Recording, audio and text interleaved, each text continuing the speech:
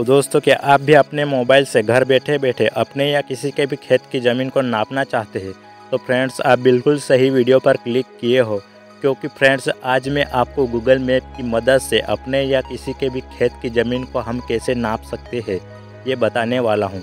तो फ्रेंड्स, आपने Google map की तरह एक और एप्लीकेशन को देखा होगा जिसका नाम है गूगल अर्थ, जो बिल्कुल गूगल मैप्स की तरह काम करती है, जिसमें गूगल मैप से ज़्यादा फीचर दिए गए हैं, जिसे हम अपने मोबाइल की मदद से आसानी से अपने खेत की ज़मीन को नाप सकते हैं।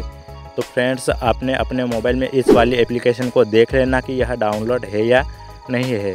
अगर ये वाली एप्लीकेशन आपके मोबाइल में डाउनलोड नहीं है तो अपने मोबाइल में प्ले स्टोर को ओपन कर लेना और यहाँ पर गूगल अर्थ टाइप कर लेना। उसके बाद सर्च कर लेना तो आपके सामने ये गूगल अर्थ वाली एप्लीकेशन आ जाएगी। तो मैंने इसे पहले से ही अपने मोबाइल में डाउनलोड करके रखा है, तो इसमें अगर अपडेट आया है तो मैं इसे अपडेट कर लेता हूँ।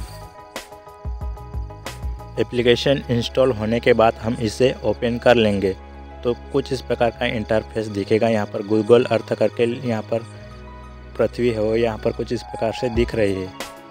उसके बाद यहाँ पर गेट स्टार्ट पर क्लिक कर देंगे एंड एक्सप्लोर अर्थ पर क्लिक कर लेंगे एंड ऊपर में हम यहाँ पर टाइप कर लेंगे अपना जो भी गांव शहर जो भी है जहाँ पर भी हमारी ज़मीन खेत है उसे यहाँ पर टाइप करके सर्च कर लेंगे। तो यहाँ पर मैं अपनी सिटी का नाम यहाँ पर टाइप कर लेता हूँ कुछ इस प्रकार। यहाँ पर मैं खरगोन टाइप कर लेता हूँ। उसके बाद ये मैप डायरेक्ट आपने जो भी सिटी यहाँ पर टाइप किया है वो यहाँ पर आ जाएगी आसानी से। यहाँ पर आप देख सकते हैं यहाँ पर नक्शा है वो सिटी का आ चुका है। तो वीडियो को यहाँ पर ध्यान से देखना, क्योंकि यहाँ पर आप अगर ध्यान से देखेंगे तो आप एक ही बार में अपनी ज़मीन को इस वाले एप्लीकेशन से नापना सीख जाएंगे। तो फ्रेंड्स, वीडियो को ध्यान से देखना लास्ट तक।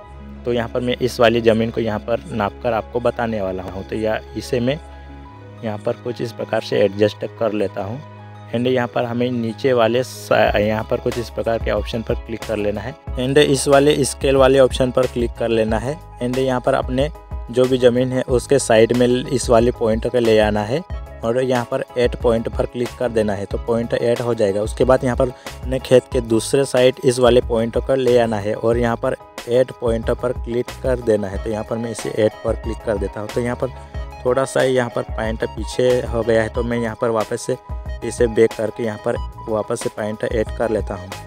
उसके बाद यहाँ पर दूसरे वाले साइड भी मैं इसे इस वाली पॉइंट को ले जाकर यहाँ पर ऐड पॉइंट पर क्लिक कर लेता हूँ। तो यहाँ पर थोड़ा सा यहाँ पर भी थोड़ा दूर हो गया है तो यहाँ पर मैं वापस से बैक आ जाता हूँ और यहाँ पर वापस से पॉइंट को ऐड कर लेता हूँ। तो यहाँ पर मैं ऐड पॉइंट पर क्लिक कर लूँगा।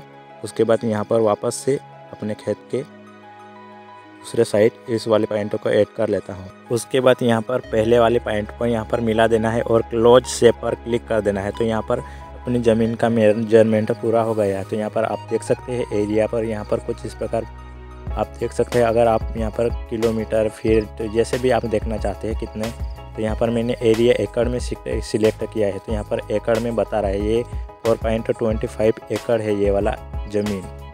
और अगर आपकी ज़मीन ज़्यादा ही टेढ़ी मेढ़ी है, जैसे कि जिसे मापना मुश्किल है, तो उसे कैसे माप सकते हैं? तो बहुत ही आसान तरीके से उसे भी माप सकते हैं। तो चलिए मैं आपको एक टेढ़ी मेढ़ी ज़मीन यहाँ पर माप कर बताता हूँ।